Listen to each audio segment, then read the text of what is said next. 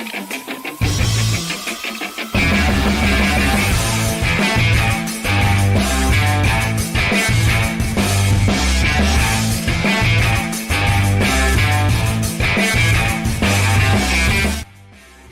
is up? It's 2 hours nonstop NBA DFS conversation starting right now. RotoGrinders, Dean here. Dean 78904 if you want to get all technical.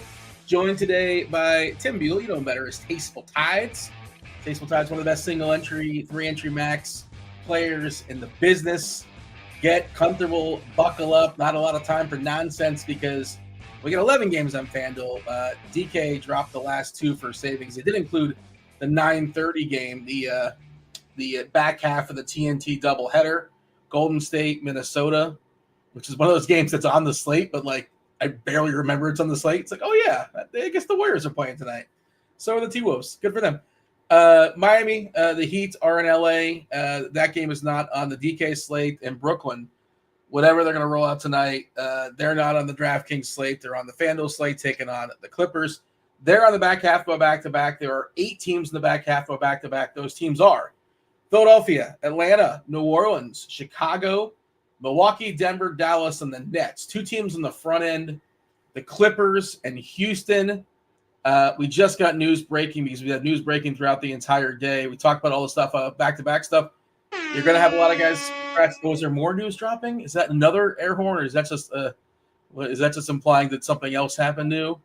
Well, Cat. I guess it's just talking about Cat being out. Yeah, Karl Anthony Towns, despite the fact they're on the front half of the TNT doubleheader, he's got a thumb, so he's not playing basketball tonight, taking on Philadelphia.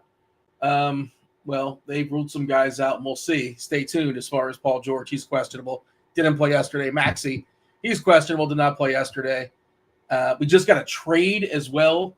Okongwu just completely embarrassed the Suns so badly. Almost put up like a 2020 in old school with Barbara Walters, and Nurkic has been a complete disaster that the Suns traded for Nick Richards. Okay. I mean, I guess he can't be any worse than what they're rolling out there at center. Josh Okogie goes to the Hornets and 3 second-round picks. So there you go. Tim, did you see this trade come through? Are you excited about trade season? I mean, this particular trade does not excite me that much. I am a little bit excited for trade season, but this particular trade I think is pretty boring, honestly. I was still able to get Mark Williams over 12.5 points on DK. So pretty happy about that. Do you think, I was thinking the same thing, and I think we had him projected for 27 minutes. How many minutes can they let him play now? Like, he's not a guy they fully push. He played 29 last game, 28. Well, they just played against each other, Charlotte and Phoenix. That was a couple days ago. I don't remember what Richards did in that game. Maybe he had a good game, and they saw something in him. Didn't cost a lot. But, yeah, I saw we had him projected for 27. I'm not sure if they've updated projections. Projection team is they're working pretty hard today for sure. So I don't think that's been updated just yet, but it will be soon. New York's going to be updated soon as well. But maybe he gets to 30 or so. And, of course, he's in a good environment there with that Charlotte-Utah game. Man, 2 teams that, I hate that we're talking tankathon so early in the season, but that's just where we're at, man. That's where we're at. I think Charlotte is the 3rd team in the tankathon. They're holding on, and Utah's trying to get in there. Yeah, Charlotte's 3rd at 8-28. Utah is 10-28. So yeah, they have a couple wins on them. Utah would be happy to take the L in this one. Yeah, a lot going on, Tim. Atlanta, back half of a back-to-back. They're already without Jalen Johnson, Trae Young as well. It was looking like the best environment before salaries and all that come into play. 2 of the fastest teams in basketball, Chicago and Atlanta. I think it was like 242 as far as the total. It's down to 235, which is still pretty appealing, high and reasonably tight. Atlanta's now like a 5-point dog with we're looking at Pete Krejci. Kirkwood's going to be on later. His boy Gary Bird. We're presuming he's going to draw the start. Harrison Matthews. David. Do you think there's no chance that it's Bogdanovich? It's funny because I know a lot of I was in the survey today, and I think people put me and Noto and Neil, and that they put their first cash game play Bogdanovich, and I'm not saying he's not a cash game play. just a little bit concerned about him on the back half of a back-to-back. You know, they kind of baby him a little bit. But sure, he of course can start, and he might start for Roddy. We have Roddy starting right now. Mm-hmm.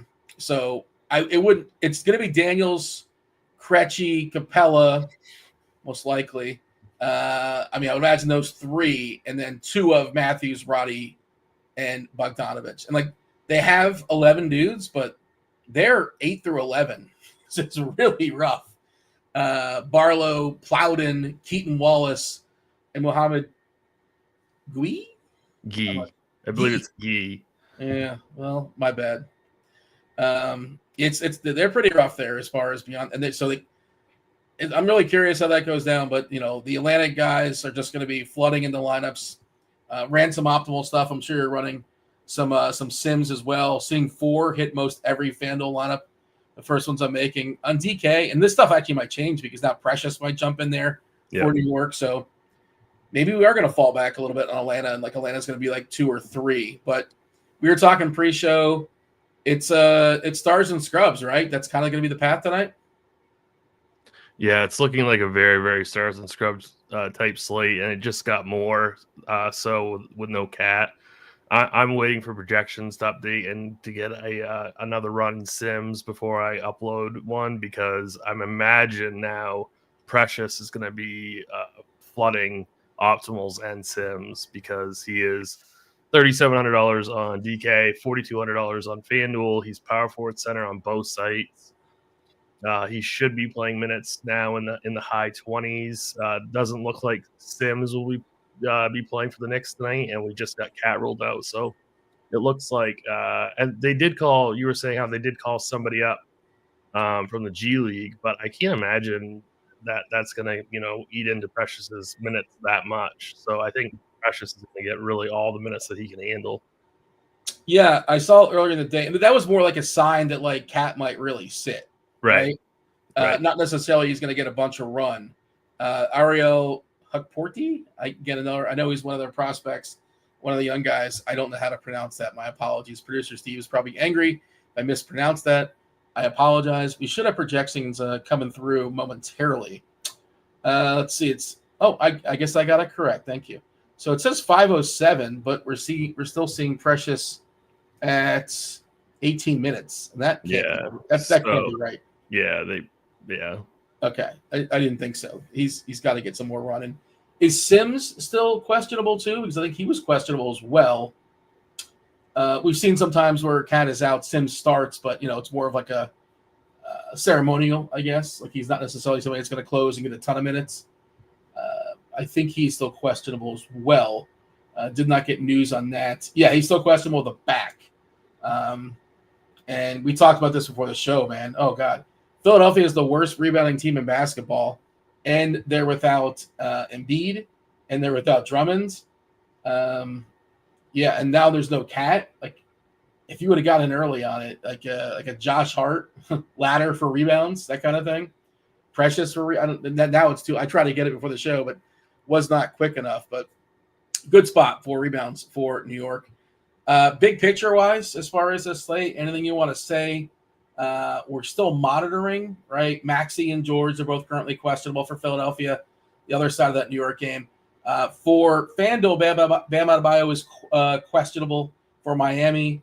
They did bump up Ware's price. He's no longer like 3K. I think he's 5.5 now on FanDuel. The Bulls counter with Atlanta missing out a bunch of dudes, and like I would assume is questionable. Kobe White is questionable. Maybe they think, okay, well, screw it. We'll just give those guys another day because, Atlanta's resting a bunch of dudes. Something to monitor there. But, that game, we can have a lot of players out. We lost. So they did do the Knicks projections, Dean. They gave Sims 26 minutes and the start. That's what they're doing. That's what they're doing. Okay.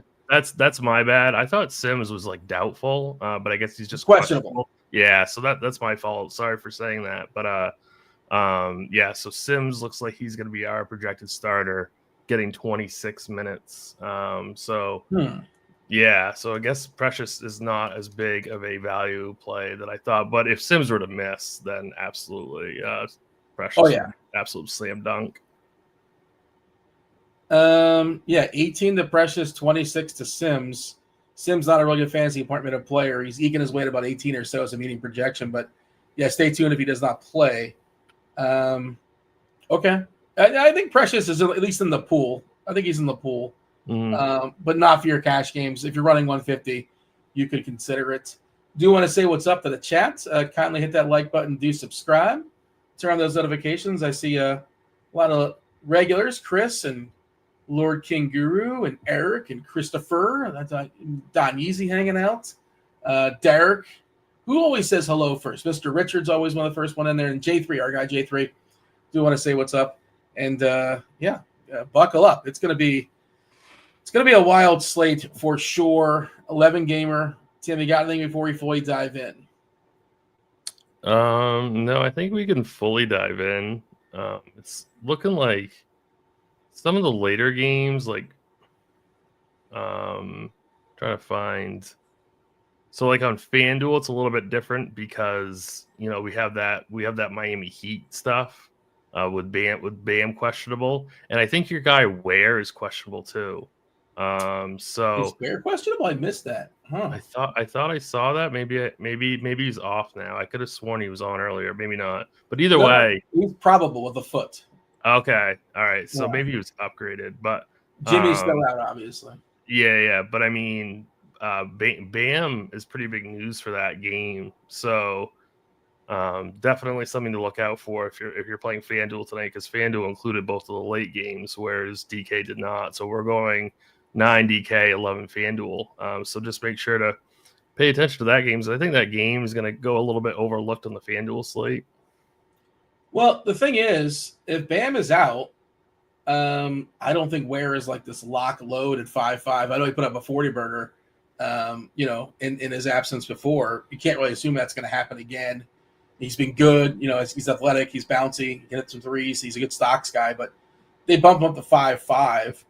And they've also bumped up Hero's price. Hero's been really good, and it's a good matchup for Hero. But you got to pay the iron price for him for sure. And like Terry Rozier projects pretty good, probably. But yep, is that something you want to mess with on an 11-game slate on FanDuel, like a Terry Rozier?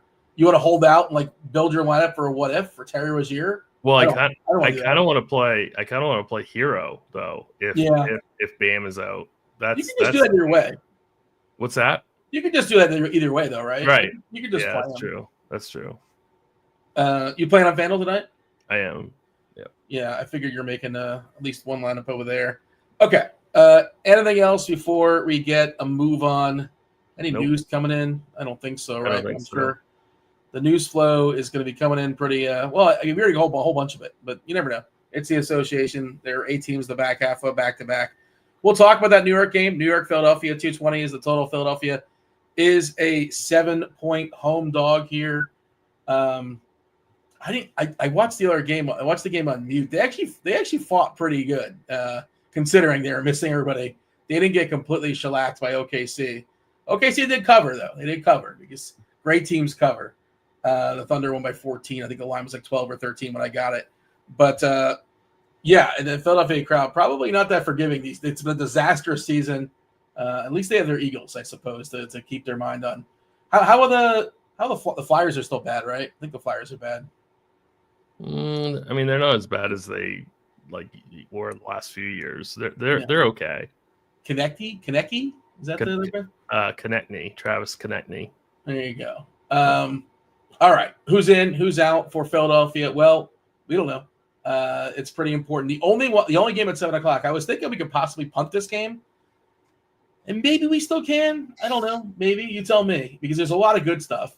There's only one game at 7:00. Brunson is probable with his shoulder.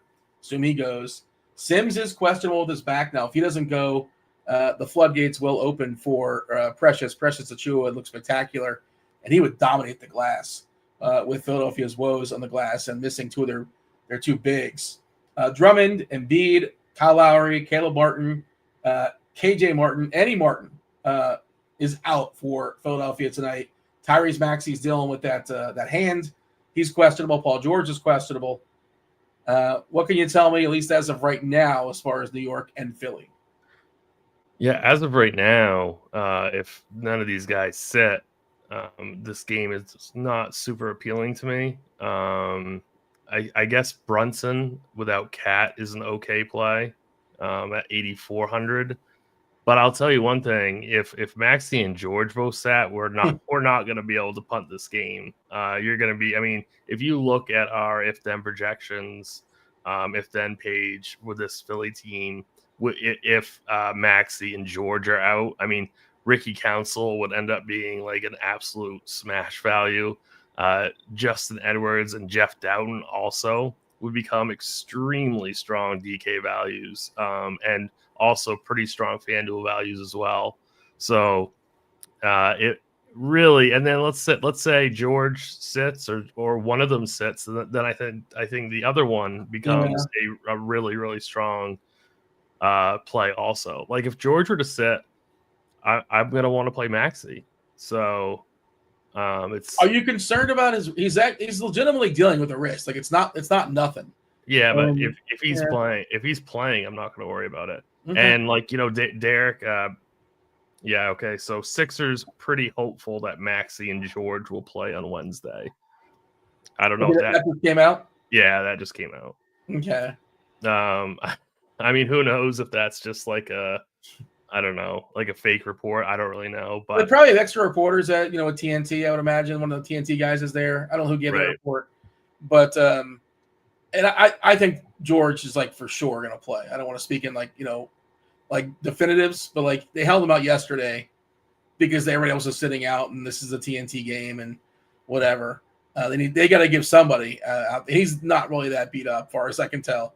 And Maxey probably he's going to want to play as well. So I expect them both to play too, and we'll know it's a 7:00 game. If we don't know. So now if they both play, then I really don't have that much interest in Philly. I think you could take shots on Yabusele at 5.5 because he still has power forward eligibility, and then I think you could also take shots on Brunson with no Cat on the court. And I also think that Josh Hart might be somewhat interesting as well. Mm-hmm. And he's going to go, I think, really, really low owned. So I think Hart is interesting. And like we already talked about, if Sims were to sit, then Precious should be a borderline, must play. Yeah, Hart projects really well. 38 minutes, 7.7 on DK, 39 is a median projection, and at 7% ownership. Our ownership does need to get an update, so maybe that'll change. But he's also like, just the way the builds are coming in, it's probably going to be a lot up top and a lot down low, and he's kind of, mid to upper tier, right? He might get lost. He might get lost a little bit. So, and double in play, potential triple-double in play for Hart. I do like him. I just wish, I don't like to tie up too much stuff early, but it's also a good sort of like, hey, if he's crushing, then maybe you can get a little chalkier depending on your build, because I'm guessing he's not going to be that popular, so he'll be more important in your lineup. Anything else we should mention as far as New York and Philly, or shall we move on? Let's move on. All right, got to mention it's Wheel Wednesday. You see it scrolling at the bottom. Get yourself in the Discord, RotoGrinders.com/Discord, the live stream chat channel. Producer Steve has a post. Just click that post, hit the avatar there. He'll throw your name up on the board, up on the wheel, spinning that wheel about 6 o'clock or so on the East Coast. If you happen to get your name pulled, you get a week free of RotoGrinders Premium. If we have 100 likes, we'll spin the wheel twice. Or you can just go ahead and buy RG Premium. You can do that as well, especially if you're playing multiple sports. If you're playing more than one sport, we currently have a deal for Combo Pro. It's $79.99 for your first month. Now, PGA is back. That's just $15 more for PGA a la carte by itself. It's just $5 more for basketball, NBA by itself. By all means, if you're playing multiple sports, you get them all together. You bundle, you get yourself a savings. Do want to mention also, if you're playing Splash, we have a promo code for Splash. Roto10 is the promo code. Play $100 on Splash and Quick Picks, and you get another $50. Also, shot quality, got to mention shot quality, access to some of the most advanced NBA data in the market. Get shot quality projections for Lineup HQ. You get a month of shot quality for $40. The entire season's $200. I guess it'll be cheaper to go month by month now. I didn't do the math on that. A test run. You've never used it before. You don't know what it is. You want to give it a, dip your toe in the water. You get 3 days for less than $10, $9 and change. Next game is Boston and Toronto. 229 is the total. Schedule blowout on the road. Boston is a 15-point favorite here, taking on Toronto. They are fully healthy. This is, I think it's an island game too, right? No, they don't. Yeah, they don't play tomorrow. They didn't play yesterday. Toronto quickly has already been ruled out. Nobody else really of notes. Mogbo, he's in the G League. Doesn't really matter. This is one of those games, Tim, where it's an 11-game slate on FanDuel. It's a 9-game slate on DK. You could always play Tatum. You want to play Tatum? By all means, go for it. I'm not going to besmirch. Not going to talk you out of it. And if you think this game's going to stay close, it's probably because Barnes is doing well or Boston's missing their threes and it's low scoring. But this is not the most exciting game for me. How about yourself? Yeah, I mean, I don't disagree with what you're saying at all. I mean, it's not a very exciting game, but I think Boston actually has the highest implied team total in the entire slate. Like, I know that they're massive favorites and there is blowout risk, but I mean, Toronto's defense is just atrocious. So, honestly, if I was making 20 teams, I would definitely be getting exposure to the Boston Celtics tonight. I think only Tatum will garner any kind of ownership, but guys like Porzingis, Derek White, I think is a really strong play. I wouldn't hate it if you wanted to play Jaylen Brown. I think that Tatum price for this matchup is too cheap. So like if somehow Toronto can keep it within the spread, which is about 14 points, and Tatum can get his full fourth quarter run, I think that price tag for Tatum is too cheap in this matchup. So I really do like the Boston Celtics. Now, having said that, I think we all, people that listen to me on these shows know that I only play one team. So am I going to be playing Boston? Probably outside not. of Tatum, probably not. But I'd be taking advantage of this situation in large field GPPs just because that team total is so good and Toronto is just so awful defensively. Last 15 games, Toronto, the worst defensive rating in all of basketball, 120.8. On the season, they're like third or fourth. So they've been progressively getting worse and worse. I'm seeing Tatum, and this stuff's going to get a refresh. I was kind of surprised to see it at 20% on DK. Yeah. You have the money. You have the money for it, though. Like, it's not hard to find the money. So maybe that's right. Maybe I think he's a really, really strong play today. Like I am totally debating playing him on my single entry team. And honestly, I think he's definitely cash game viable also. So he might even make my cash game team. I want to pick on this Toronto team. So if Boston's gonna be this unowned, I would get it. I would definitely take advantage of that in large field GPP. You're playing Tatum in a tournament. Hypothetically, do you feel any sort of obligation to run it back for Toronto? I would say if I'm playing somebody in Toronto, I would feel an obligation to run back a Celtic, but not vice versa. Yeah, no, I don't feel the need to get to. Honestly, I don't think I feel the need to play any Toronto either way, but I agree with you. I'd be much more likely to run it back with a Boston piece if I was, playing a Toronto guy. But I'm not. I don't care about I don't care about run backs in this game. I just want it to stay within 10 points. Really, that's what I'm really rooting for if I'm playing Jason Tatum. It is a slow starting slate in that, but one game at 7:00, one game at 7:30, and then it ramps up. 8:00, the Mavs. The Mavs are in New Orleans taking on the Pelicans. 221 is the total. New Orleans is actually favored here by 1.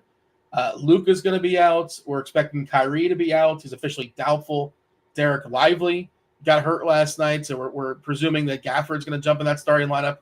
Although they did, for what's worth, they started Maxi Kleber in the second half, but maybe that was related to the opponent. No Zion for New Orleans in the back half of a back-to-back. No B.I., no Ingram, no Herb Jones. DeJounte Murray is good to go. He's probable with his elbow. And, the Pelicans and the Mavs, this is back-to-back stuff once again. I think both these teams, right? Yeah, both these teams are on the back end of a back-to-back. Yeah, earlier in the day, I thought Gafford looked really, really good. Also, his game sort of suits the taking on New Orleans. New Orleans, one of the worst teams as far as yielding points in the paint. But, he's fallen back a little bit. I don't think he's like a lock and load anymore as far as cash games. At least he was earlier in the day, but I don't think that's where he's at now. I got to run some stuff. But, yeah, how are you feeling about the Mavs and the Pels?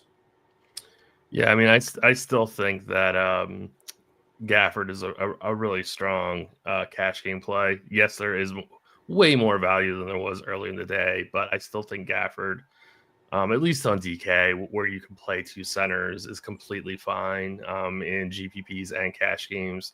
4,300 shouldn't really have to compete like really with anybody else for these minutes. Should still get, what do we have projected for, like 24 or 26? Let me just double check real quick. Yeah, 25. Yeah, so I mean, I still think he's a really strong value. The rest of this game, though, I'm kind of struggling because I kind of like PJ Washington and GPPs. And then my initial run of sims on the other side of this game, love DeJounte Murray. Like, he is simming extremely well, at least on my initial run. I am going to rerun that before the show is over. But 8,400, I think he's an extremely strong GPP play. I kind of have a little bit of interest in Trey Murphy as well, just because I want to, I do want to get exposure to this game. So I think Murray and Murphy are really strong plays. Yeah, the Murphy minutes have been really, really solid too. We're projecting 35 for him. He's got a chance to make 5 or 6 threes, although it's not the best 3-point matchup against Dallas for what it's worth on the season. I'm gonna pull that the card of like, oh, that guy never does good for me when I play him. I never get DeJounte Murray right. I rarely play him, and when I do, it doesn't work out. I know it's terrible. That's not analysis. That's just me. I know, but I feel the exact same way with him, honestly. Like, I never get a ceiling game out of him. When is he good? Yeah, I know. I understand. I guess he's fine. I'm not going to play him, but he's going to be low owned, right? He is definitely going to be low owned, and I do like that price tag, and I like we talked about, we do like that low ownership. So I think he's really strong for tournaments. All right. Anything else you want to talk about as far as Dallas and New Orleans? I don't think so. I think we're good. I'm trying to see the ownership stuff. It's still a little bit stale. It's about an hour ago, so things might change. I'm trying to see if there's anything of note. Grimes 11%. Dinwiddie's going to get some. He's just priced up. Like his price is already adjusted, right? He's 6'5", so it's hard. Not that you say you can play him. It's just you're not really taking advantage of a new situation with Kyrie and Luka being out. They've been out, and his price is kind of adjusted to what that should be like. Same thing with Washington. You mentioned like you can play him, but at $7K, that's not what he would be. If he's like the third or fourth guy behind Luka and Kyrie. Sims is now probable, so there goes our precious opportunity. Yeah, and I assume they're going to start Sims. I assume they're going to start him. I assume so, yeah. And that's what we have him projected for to start. That's and he's just not a good fantasy appointment guy. I wouldn't say you can't play him, but yeah, I would not say you can't play him, but I think it's pretty close to don't play, to be honest with you. Well, if you're running 150, what would he be? Yeah, I mean, yeah, if you're running 150, he's okay, but I don't think he's that strong of a play. And he's also got to put up 30 to really, really help you, right? Mm-hmm. Yeah. Different slate. If he puts up 23, 24, it could be helpful, but just not this slate tonight. Okay, because there's just so much value out there. Orlando, Milwaukee, 212. Yuck. 212 was the total here. Milwaukee's a 6-point favorite. We got Goga Batadze out. I believe it's a concussion. So hopefully he's going to be all right soon enough. KCP is officially questionable. Gary Harris still out. Jalen Suggs is out. All the Wagners are out. Although Franz is coming back soon. He's coming back soon. Return to competition reconditioning. So, they're going to get Franz back very soon, probably in a couple games. They're down to 10. If they lost KCP, they'd be down to 9. But even still. Well, Wendell Carter, we're expecting him to start alongside Ben Caro. Not a good matchup against Milwaukee. The whole game is not great. Milwaukee also on the back end of a back-to-back as far as the Bucks. Middleton's in.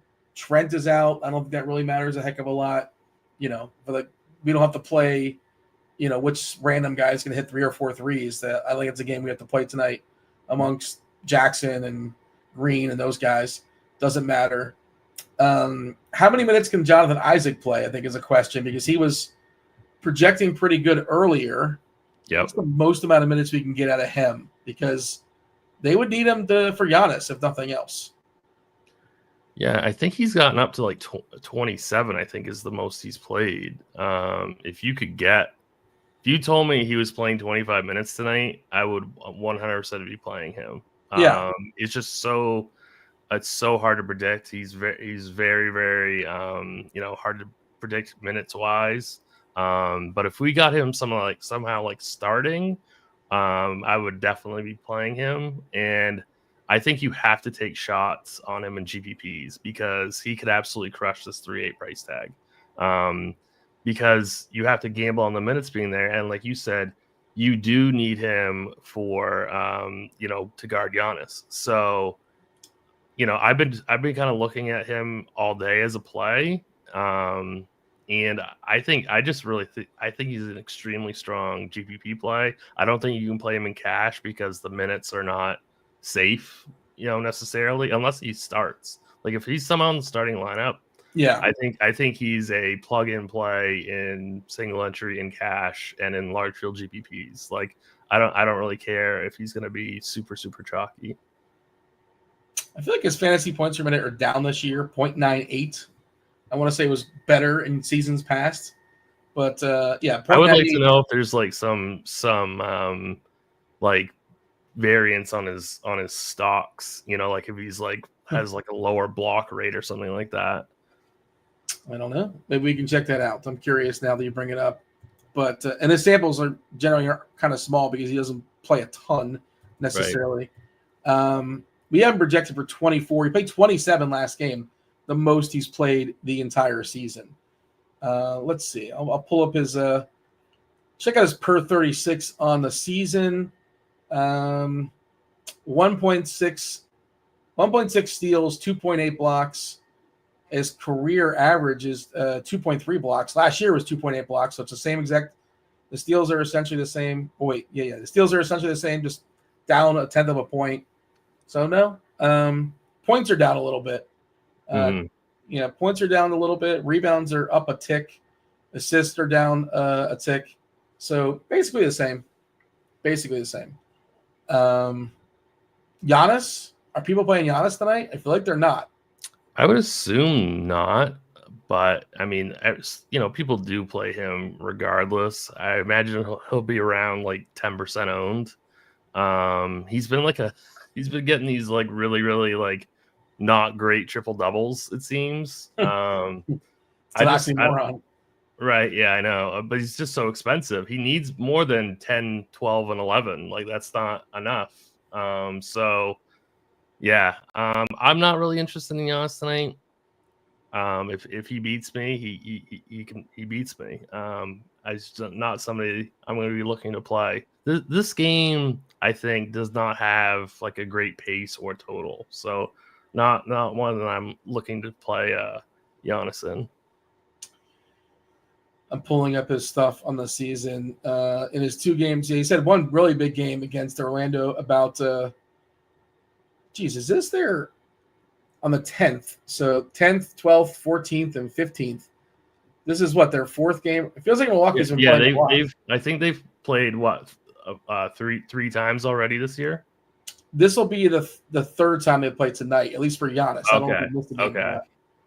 But I'm just looking at it feels like the Bucks have played a lot of late. Yeah. Today is the 15th or the 14th or the 16th. Today's the 15th, right? It's the 15th. Yeah, so it's the third game in 4 nights, and a back-to-back. They're at home, but still, he's got us. He's probably in the injury report as probable, I assume. Yeah. Yeah. Okay. Yeah, he's always up there for probable. That the right patella. He's done it before against this Orlando team in this bad environment. There are better plays, I think, dollar per dollar. But like again, if you're running 150, if you want to get a little different as far as ownership, we saw it last night. We're paid to go Giannis over Joker. Paid off handsomely. We talk about Philly. I'm so annoyed at myself for playing Eric Gordon and like the likes of Eric Gordon and Reggie Jackson. Like that was we knew better. I feel like I should have known better. We shouldn't dwell on our mistakes and things like that. But man. I made a huge mistake last night. I played Doughton, who was awesome. Yeah. But I also played Jackson with him, which was really not smart. I mean, I still cashed. I still won on the night.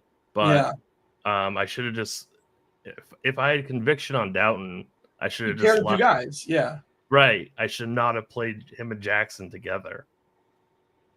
I was thinking about that like at 7:05. Like after all, I'm like, oh, it makes sense because they were down to 8 or 9, and like no matter how ugly it gets, those guys are going to be out there.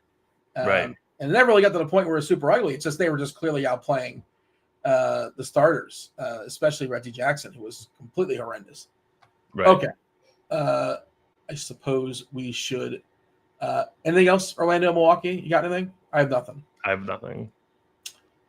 All right. We have 46 more likes for wheel winners. Oh, yeah. We need to get to 100. If we get to 100, we get 2 spins. 2 spins of the wheel. Double your chances to get yourself a week free of RG Premium.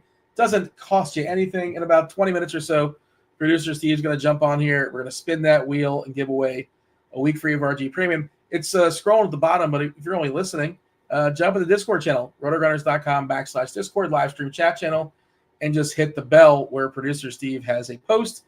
He'll take your name, he'll throw it on the wheel, and maybe he'll call it and juice you up with some RG Premium or like scores and odds, depending on dealer's choice. All right. This is the game. Maybe it's the game. Atlanta and Chicago. 235.5 is the total. High, fairly tight. Chicago is now a 5-point favorite here. Both these teams playing the back half by back-to-back. Both these teams, we have some injury concerns. Atlanta is already kind of sorted through theirs. Get comfortable. DeAndre Hunter's out. He's got a foot. Jalen Johnson's still dealing with that shoulder. Nance still has that hand.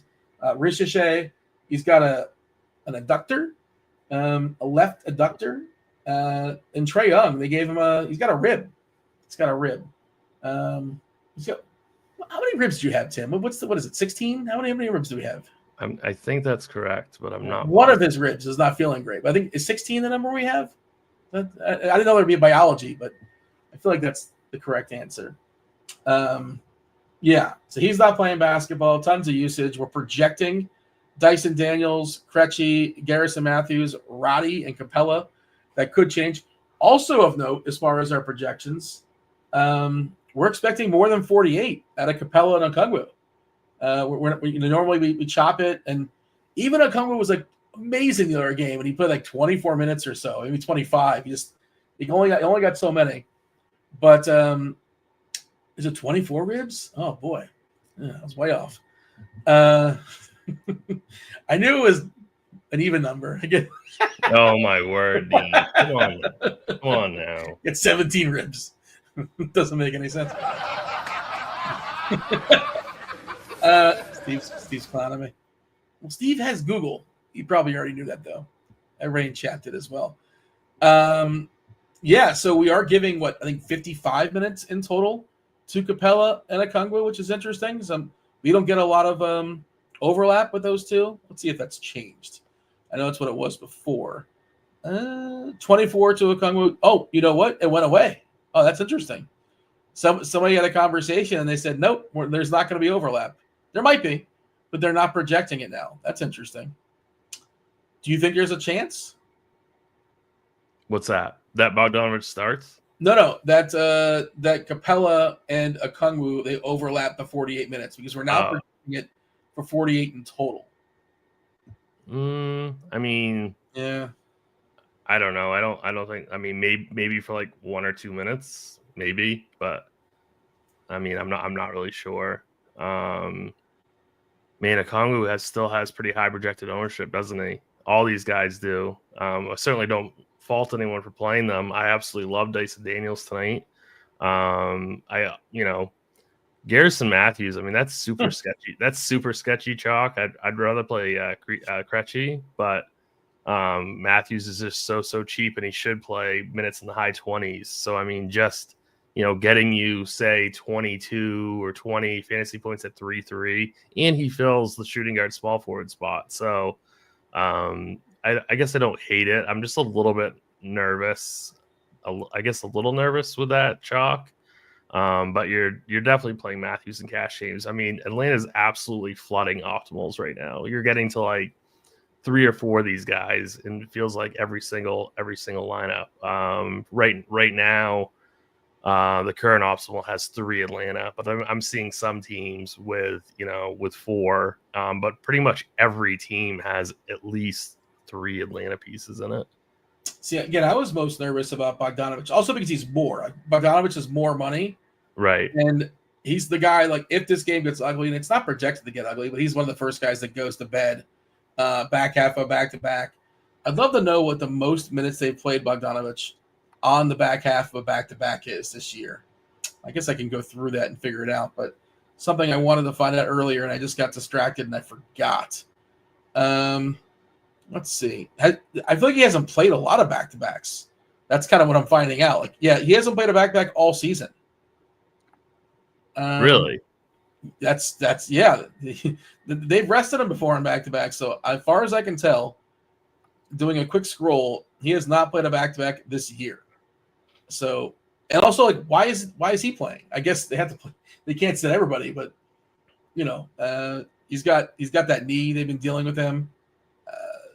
They gave him 26 minutes. He's also been bad. Like, he's not been good. He's maybe it like actually is hurting him. He's my like least favorite amongst the chalky Atlanta stuff. Although he is 4'6", so like how bad could he be?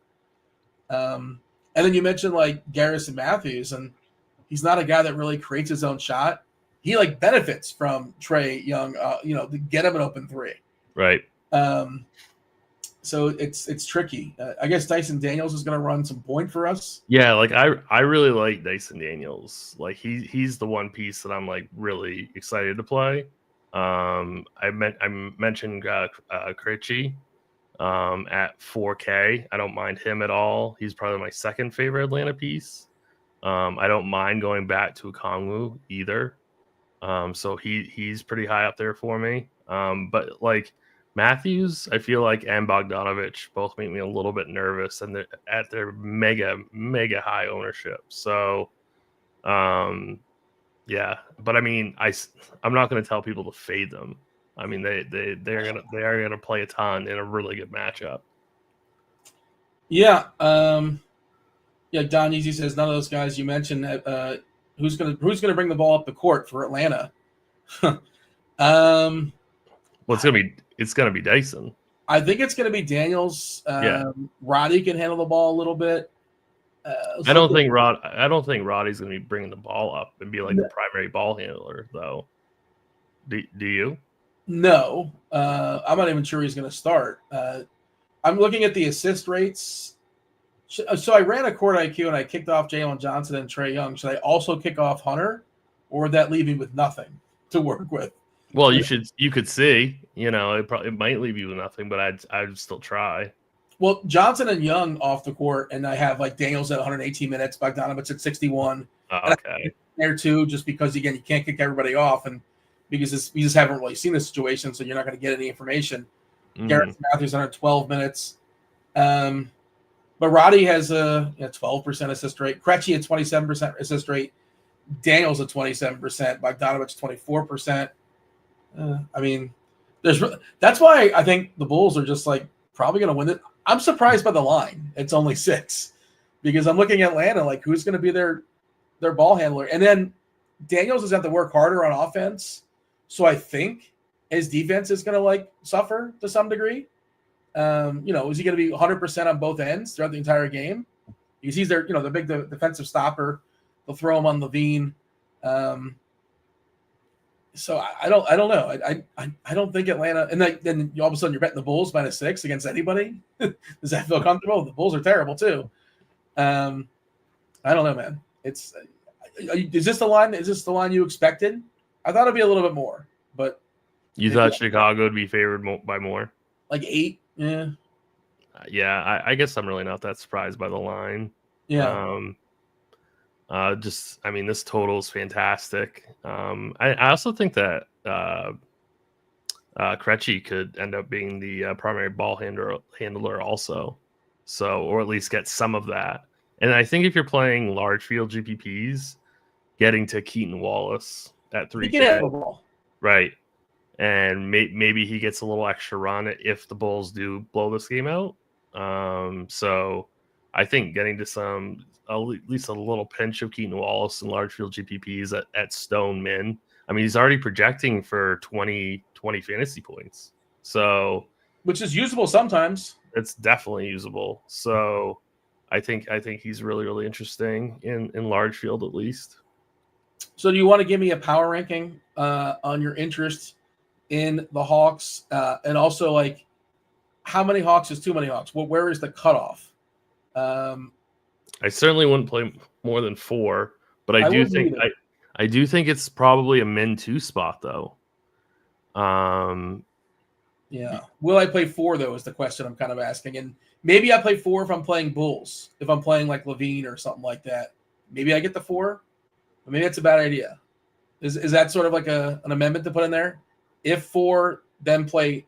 You like the Bulls too. We'll talk about them in a second. Especially, we don't know about White, but White might not play. Ball might not play. I think Ball is unlikely to play, although officially, I don't think he's still questionable, right? Oh, okay. I thought he was out of projections, but I might be wrong. They might have made a call on it. I think they made a call on it, and they just think he's not going to play. Okay, yeah. So Ball is currently out of projections, but it's not official yet. He's officially questionable. Dosunmu officially questionable. Kobe White officially questionable. And again, maybe they counter and say, well, what do we really need against Atlanta, despite that they're only 6-point favorites? Mm-hmm. I'm curious. I feel pretty confident, just like the projection team does, that Lonzo sits. And then we'll see. Torrey Craig, of course, is out as well. Just not somebody you want to play, but somebody that would potentially eat minutes if those guys are out. But something to monitor. Can you give me your power rankings of Hawks before we talk about the Bulls? I'm definitely playing Daniels, and I'm definitely playing Krejci. I know that, and they're both going to be in my single entry team, and they're both going to be in my cash game team. And then I would probably go Okongwu, Matthews, and then Bogdanovich, I guess is how I'd power rank them. And then don't forget about Wallace too. Talk to me about Chicago. I was a little bit concerned as far as, Levine's going to draw Daniels, but I think the game flow is good enough. 2 of the fastest teams. Atlanta gives it the most made threes. Levine makes the most threes for the Bulls, averages 3.3 in the season. He's at the 5th highest 3-point percentage, 45.5% amongst those that qualify. And you get stuff in transition all the time. How do you feel about the Bulls? And Giddey has been, really solid as well. And these guys will be more solidified if we happen to lose White as well. We're assuming that Lonzo's out. And yes, Eric in chat's asking if Young is out. Young is out. Maxey officially in, as we speculated. And I'm not sure if they've given the update on Paul George. We're expecting that to be the case as well. Are we getting the Knicks trade? Steve, are we getting, is that a real information there in the chats, according to Go F you? Go. Oh, yeah, don't. That's not true. I'm assuming that's not true. It's not. Yeah, Sims is available to play. Yeah. Okay, just some wild speculation in the chat that should not be. That's just our little humor in the chat, We want to have, we gotta keep the chat clean of nonsense. Nonsense, that would affect the, making laps and all that kind of stuff. Bulls, what do you got? Yeah, I mean, obviously they're in a fantastic spot. They should be able to control this game. I think Josh Giddey's my favorite. He's 7,500. Not projected for much ownership at all. So I think Giddey's a really, really strong tournament play. I think Levine would be number 2 for me. Showing up with a little bit of ownership, but not anything out of hand, around 10%.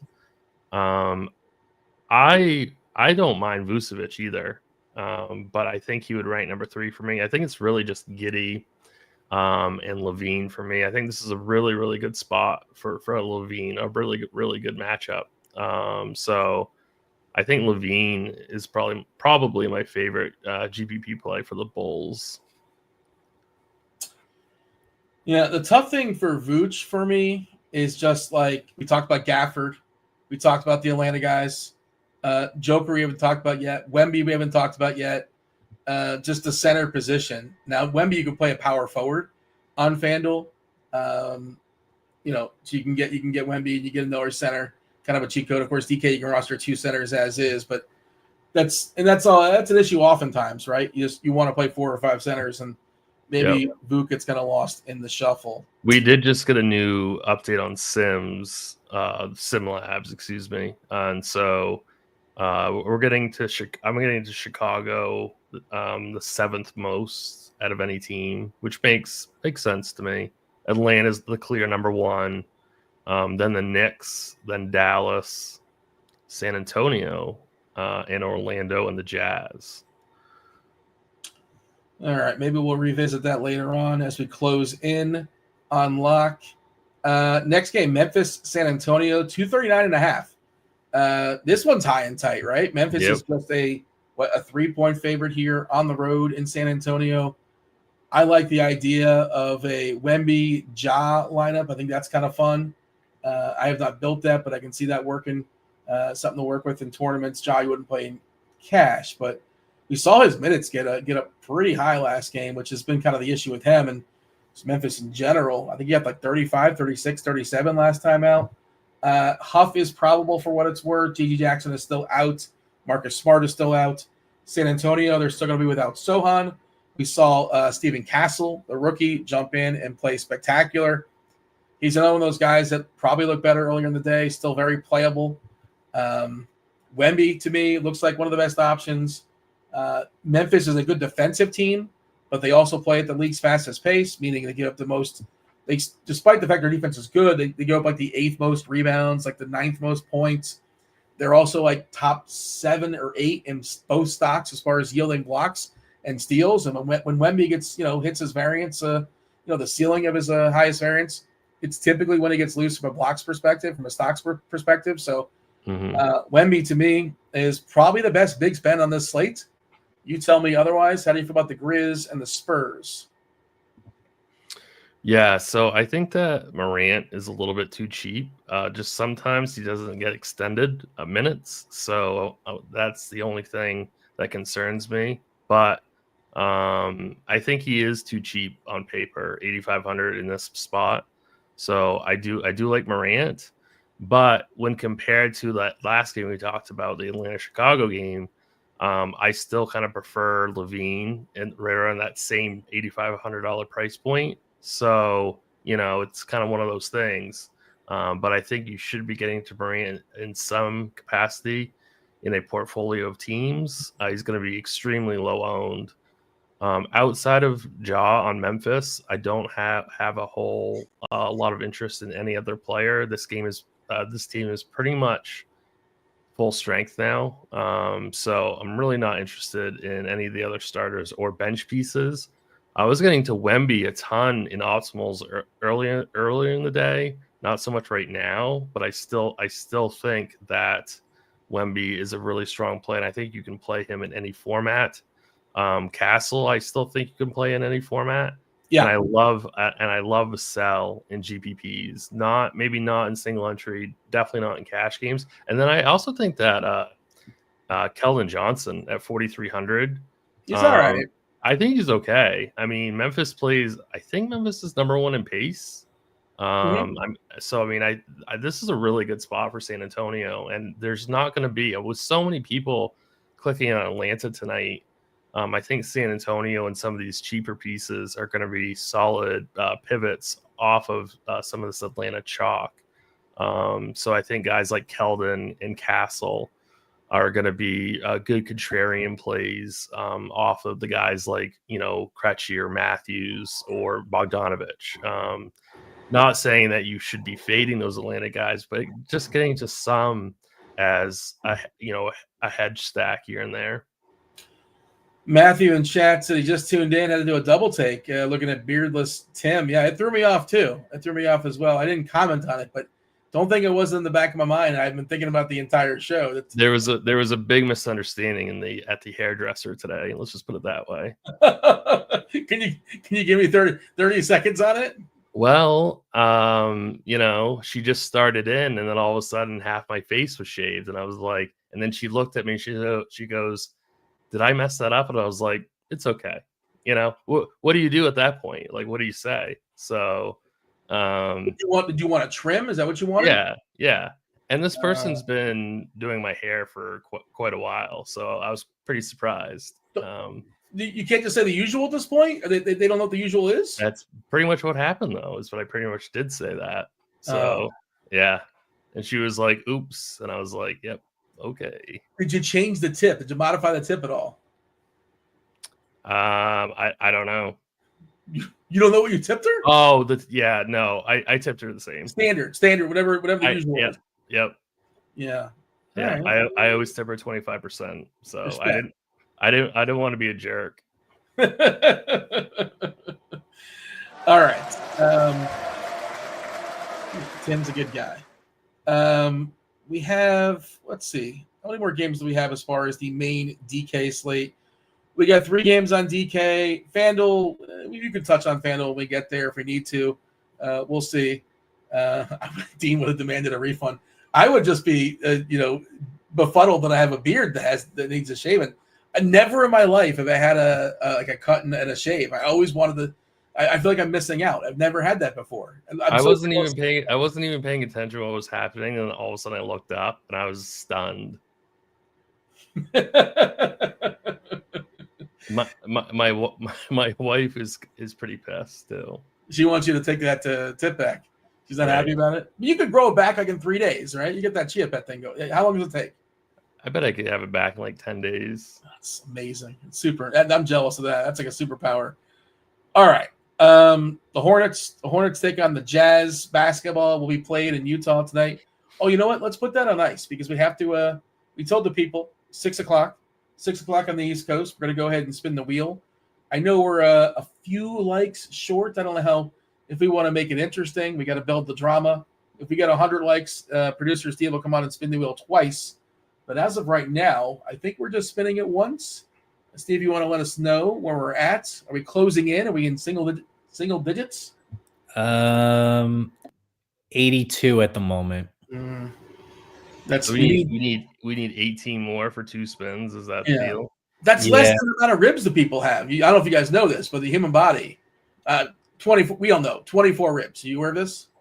We gotta also start getting it before the first spin. It's kind of lame. Got to build some suspense, I guess. You got to keep you on your toes. But let's give it a whirl. Steve, did you rig it properly this time? Yeah, I did. It's rigged really good this time. All right, here we go. Let's give it a good spin. Got to change the song up. Get that LaMelo Ball song. That would be great. I don't know if I can add text to the song. Probably can't make that work. Fluff 22. Shout out to Fluff 22. Steve, you're gonna slide in the DMs there on the Discord and juice them up. Yep. That's it. We got it. No, we got it. Well, of course. Yeah, there you go. You got to build some suspense and get all excited, and now all of a sudden somebody gets another week free of RG Premium. Give it a whirl.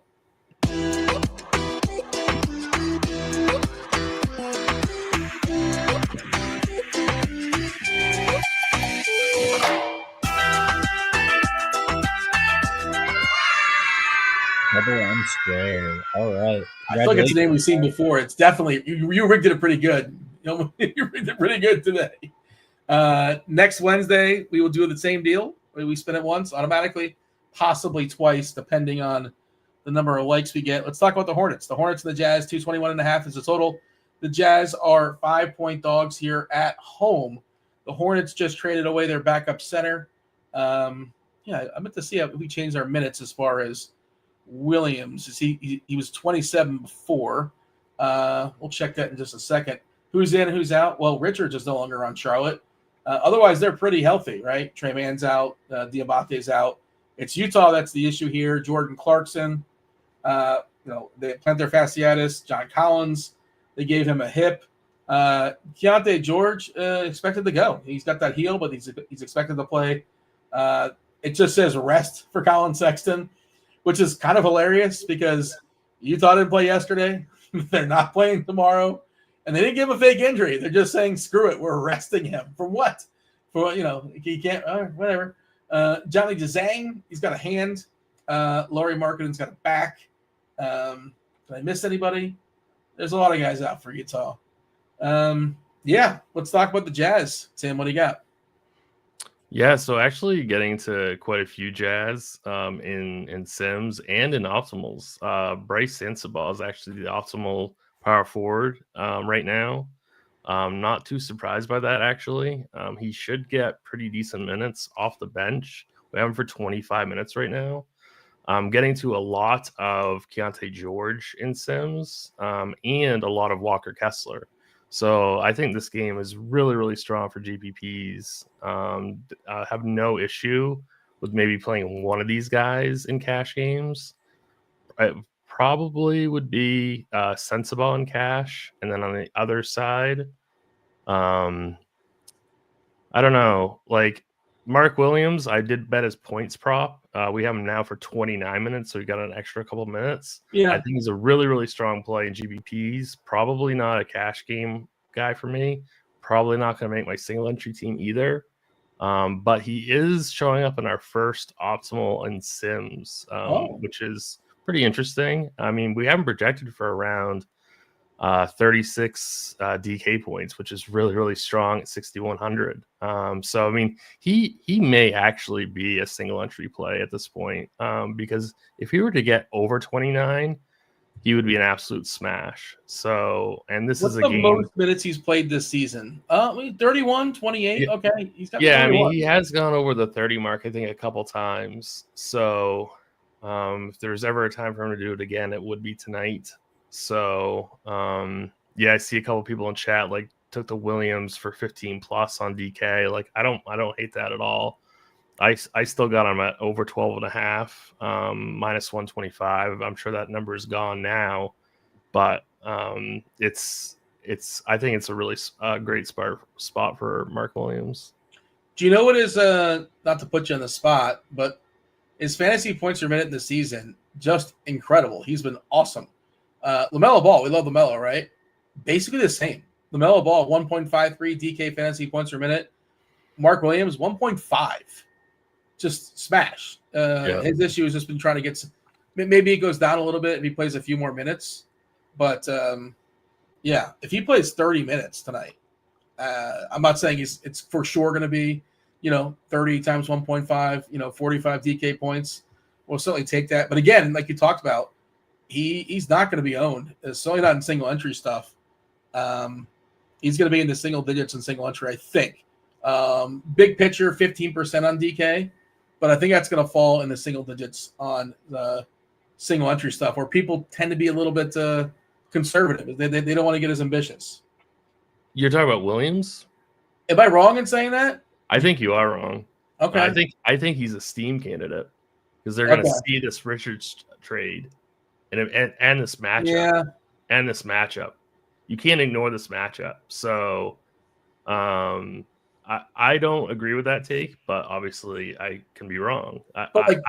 I personally think he's a steam candidate for sure.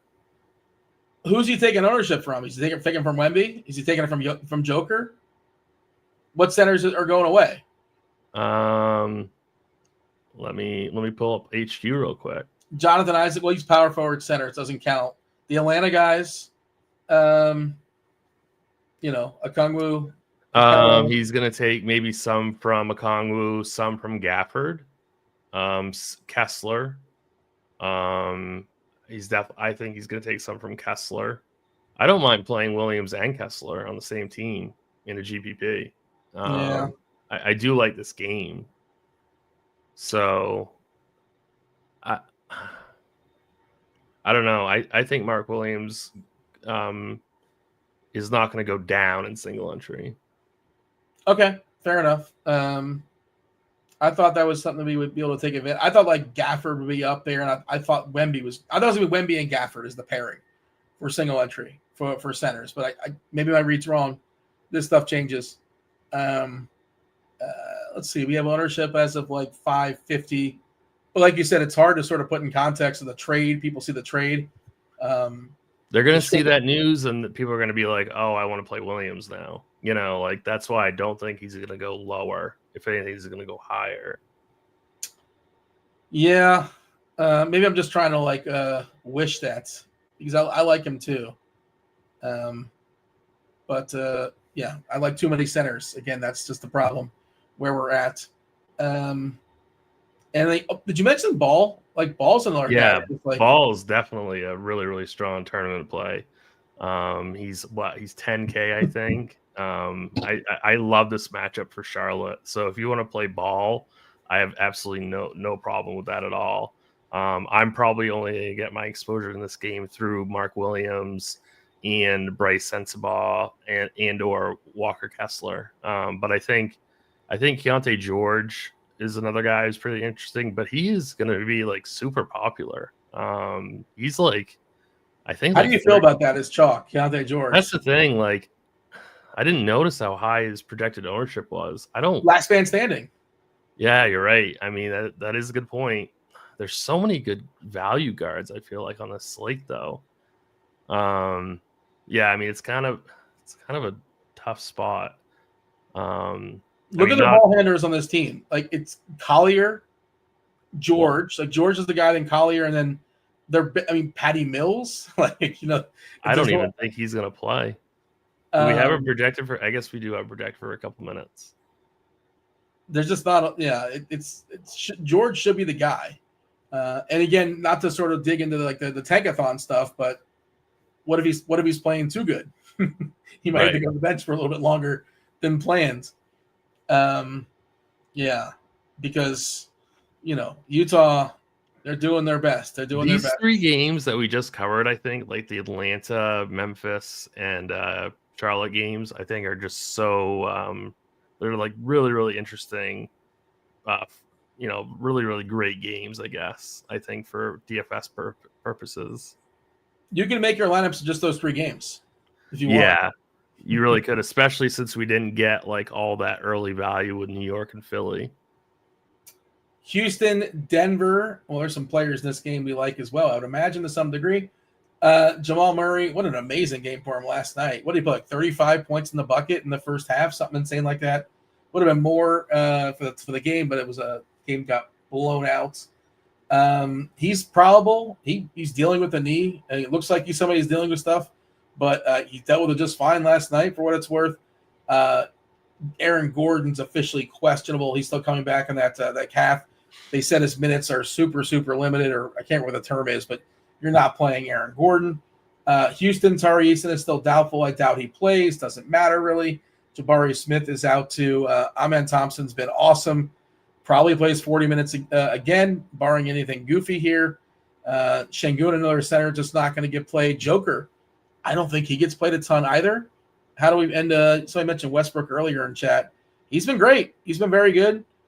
He's still starting with Gordon coming off the bench. I assume he'll start for the foreseeable future. How do we feel about the Rockets and Denver? I really like Jalen Green, and I think that's really it for Houston for me. I don't love this game. I don't love the Houston side. I'm going to be interested to see how many people go back to Jokic after a bust last night. But I mean, he's always fine for GPPs at 12-3. I mean, that's fine. I'm probably not going to play him in single entry, but if people want to, obviously they can. There's plenty of value. I don't know. Like, the games that we just talked about, I like so much better than this game. So, man, I don't know. I don't love it. But obviously he could crush me with like an 85-point fantasy game. Only player on DK that currently projects for double digits in Houston, Denver is the Joker at 23%, in part because you just have that salary. If you want to get up there and you want to lock in, I don't know, 50 as a floor and 90 as a ceiling, sure. We've seen him at 90. Everybody else, Şengün, Green, even Ahmed at 7-8. I think there's we're projecting him for 37 minutes. He can get the 40. They've been really pushing him of late. And the only time he didn't get there recently is because of foul trouble. He had a big chunk of minutes he lost. He still put like 34, 35, 36, something like that. I don't trust Murray on the back half of a back-to-back, although that price is pretty good. I'm just a little bit concerned about his injury. I shouldn't say injury, just pain management, however you want to phrase that. Let's move on to the last game on DK. This is the back half of the TNT doubleheader. It's the Warriors, the T-Wolves. 216 is the total. Warriors are 6-point dogs here. I don't know. I can't get excited about this one. Minnesota is fully healthy. Dillingham's out. Doesn't matter. Draymond is questionable. Kyle Anderson's questionable. Trace Jackson-Davis officially probable with his thumb. We know Kuminga is still out. Gary Payton, the mitten, expected back tonight with his calf. He's probable. And Podziemski is still out dealing with, I think, an abdominal issue.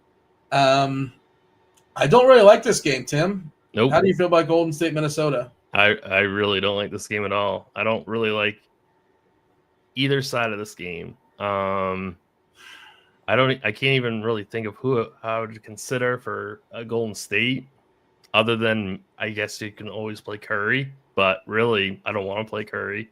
Honestly, no interest in Golden State. Maybe a little bit of Anthony Edwards, maybe. I don't ever mind Naz Reid coming off the bench at 5,100, but really, I think this is an awful late night hammer game. That's kind of where I'm at too. And even if we lose some of those other pieces, it doesn't matter, right? For this game, if we lost all the pieces, like it doesn't matter for this game. So Draymond questionable, Kyle Anderson questionable.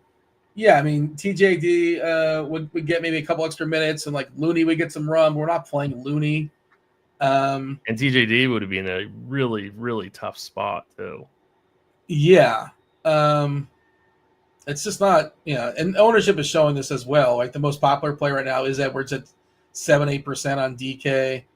I don't think they're playable. Well, I shouldn't say they're not very popular on FanDuel as well. Yeah, 5% for Edwards. FanDuel, of course, including the last two games, which if you want to touch on those before I know crunch time's knocking on the door, they're going to be here momentarily.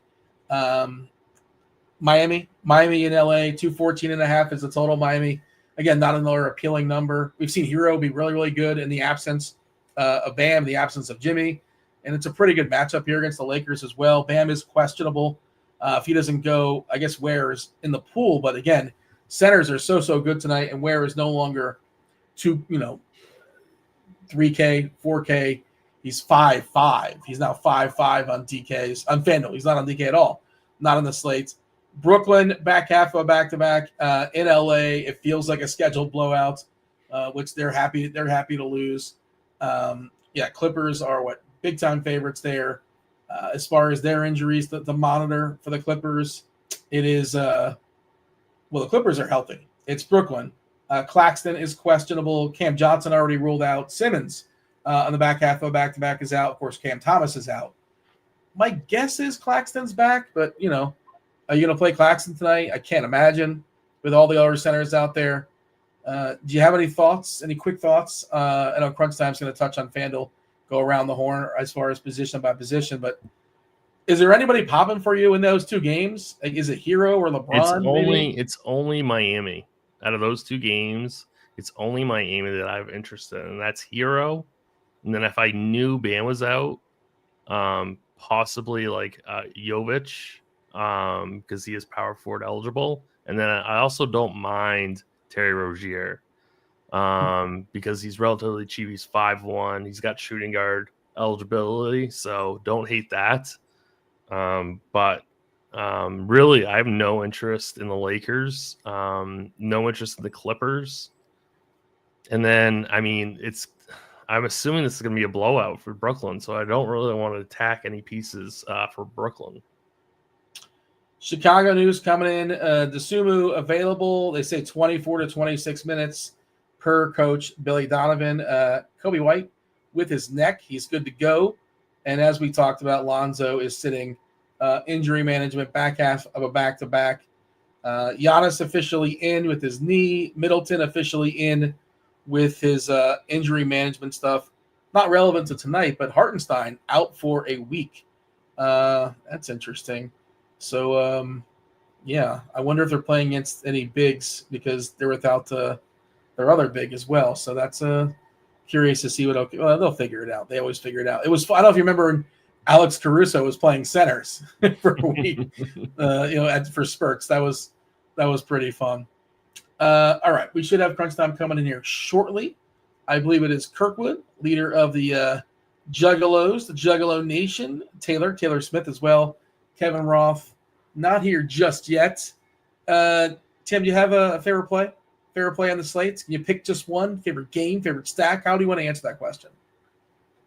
Well, it's definitely one of those three games that I was telling you about: Charlotte, Utah, Memphis, San Antonio, Atlanta, Chicago. I think, man, it's really. I'm debating between Zach LaVine and Wemby. So it's pretty close between those two. Did you read the expert survey today, Tim? Because you write up two players when you're on the survey. Like there's a lot of other stuff you put in there, but you have like two big blurbs. I wrote up two players today on the survey. Those are the two players I wrote up. I wrote up Wemby and I wrote up LaVine. So, did you really? I didn't read it. Well, thanks for supporting the content. You didn't like peruse? You didn't browse? I did not. You didn't give it a 1-over? No. That's pretty awesome though. That's pretty awesome though. Yeah. So we're in sync there. Wemby and LaVine. I guess Kirkwood's going to be coming in here momentarily, but otherwise, I think we do have at least two thirds of crunch time. Player you're most afraid of not having? You don't make a lot of lineups. Is there a player you're most afraid of not having in one of your lineups?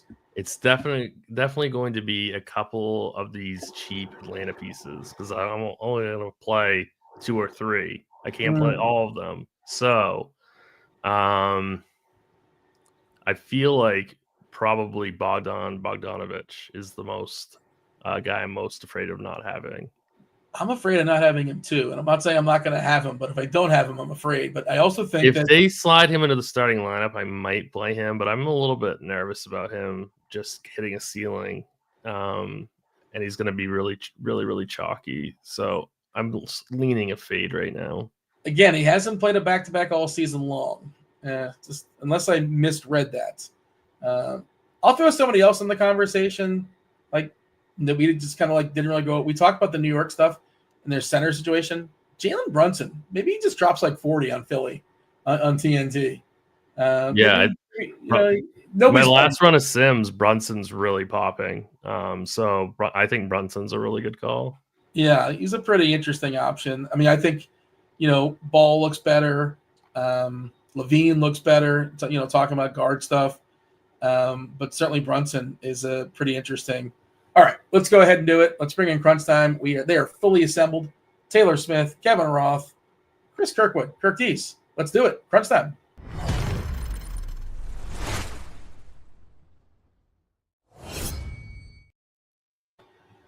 Kirkwood, are you excited for Gary Bird season? Gary Bird, baby. This is Chop and I have been waiting for this night for a long, long time. Have you been waiting? You're circling. Yeah. Well, yeah. This is your guy. You came up with the nickname. Nobody else, right? Correct. What's up, Roth? How are things? Things are good. I see Tim took the actor comparisons to heart here. Who was it? I can never remember that guy's name. What the hell's his name? Jude Law. Jude Law. Thank you. Took it to heart, going full Jude Law over there. Tim, you look good, man. Thank you. Appreciate it. Yeah, it was a misunderstanding with the barber. They were pocket. This was not my choice, Kevin. Ooh, wow. You grow back. Well, I just gotta say this. I got a much better cut at Supercuts than that thing right there. So sorry, I feel your pain. Is that your go-to, Kirkwood? You supercuts? I've given up on life, so I walk in there and I'm completely fine. That's actually their slogan. If you've given up on life, right this way. You don't need an appointment. You don't need, it's right there with you. You close your eyes and you hope for the best. And most of the time it's bad, but you can live with that. The time you can't live with it is when it's so bad that it's like, you're like, it's the worst ever. So Crunch Time is not sponsored by Supercuts. Is that my understanding? I'm pretty sure. Roth, will we have a new sponsor or no? No, I don't think so. I don't think you've given up on life is going to work for us. If you've given up on life, yeah. All right. Then I grab a little Chipotle next door. Fully embrace the suburban. In the same plaza, that works out for you. Yeah, right there. All right. It's all evening. You're good to go. Tim, we're giving up on the show. At least the first portion. We're going to go ahead and yield to Crunch Time. You got 37 minutes of Taylor Smith, of Kirkwood, of Kevin Roth. Do appreciate y'all watching. Hit that like button. Do subscribe to your time notifications. But do not go anywhere because Crunch Time starts right now. Let's do it. Welcome to it, ladies and gents. You know the drill. It's Crunch Time. It's two of the sharpest minds in the biz. Taylor Smith in the house. He's out west, hanging out. What up, Taylor? How are you? Doing well. Hope you guys are doing well too. It's kind of a wild slate, but we can break it all down and pick some winners, I think. We like them wild. Last night there was a lot of moving pieces. There was a lot of value. I cashed in my tournament. You didn't play Reggie Jackson then? I did. I still min cashed even with the Reggie Jackson there. We got Kirkwood in the house as well, representing the East Coast in this West Coast East Coast battle. What up, Kirkwood? How are you? I'm doing well. Shout out to True North, who said I spent too much time in the NBA channel and has now given up in life. I want to give a plug to the NBA channel. I've been spending a lot of time in there in the Discord. It's free. You guys should be in there too. It's got some characters, man. If you go in there at noon, on beyond there's fighting all day until the hour before lock. But there's 4 bad apples who go at each other all day. There's one really serious player who wants it to be more serious, and then there's a couple of instigators. It's pretty fun. I think people should get in there more often. All right, next time I'm sitting around bored, I'm just gonna go ahead and jump in there and talk some shit and see how it goes. Yeah.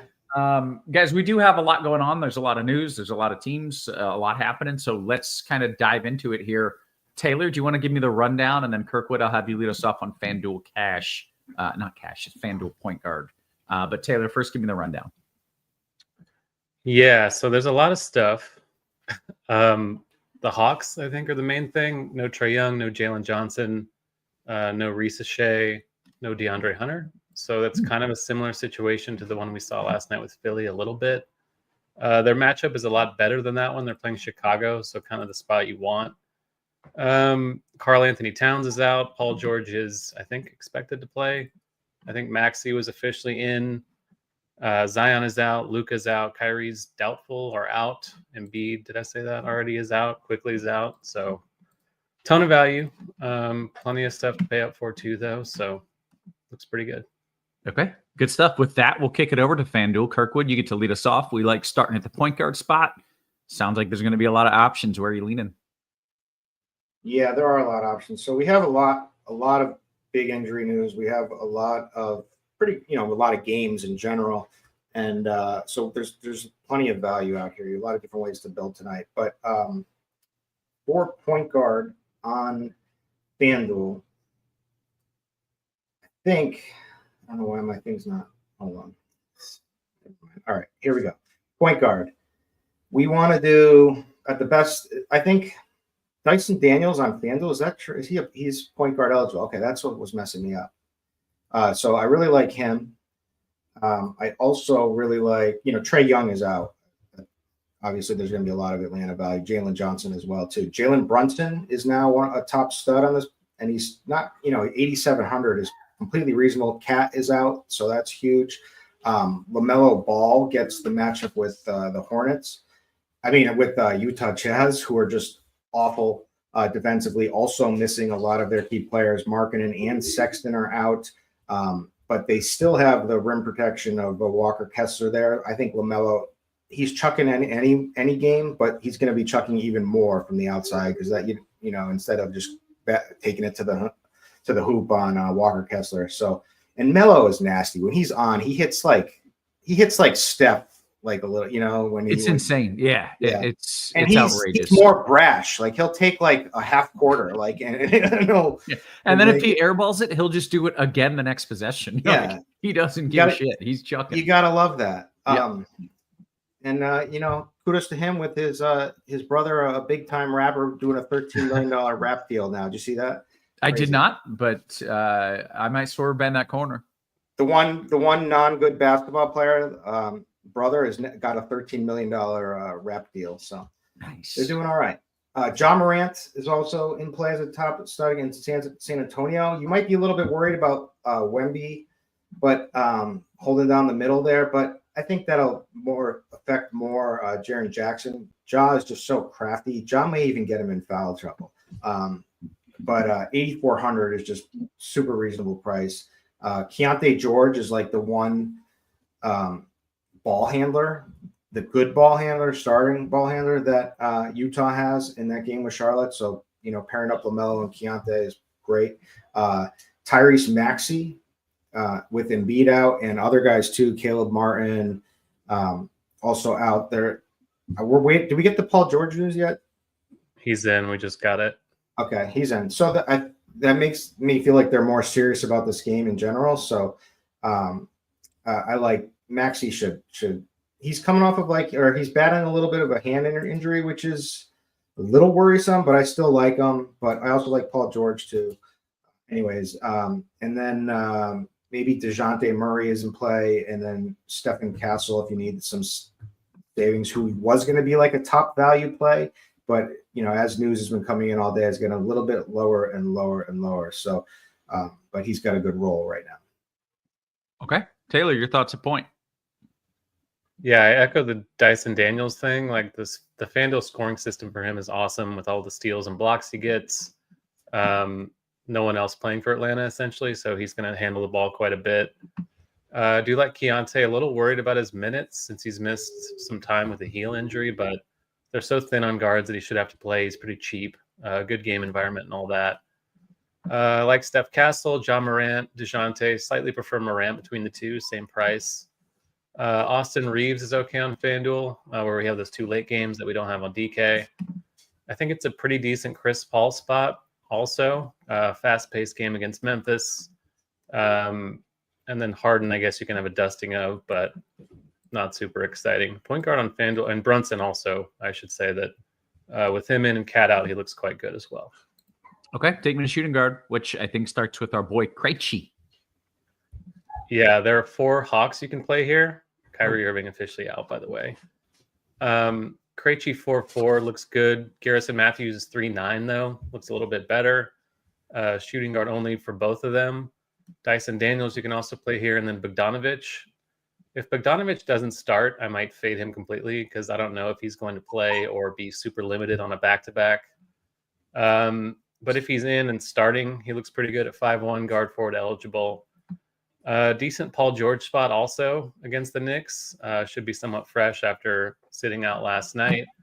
He's been a lot better without Embiid. So even with Maxey in also, I think George is a really good value in the low 8s. Love Devin Vassell on this slate for San Antonio. Keontae you can play at shooting guard also. Trey Murphy's playing a ton of minutes every single night. No Zion, no Ingram, no Herb Jones. So I like that even at 7-6.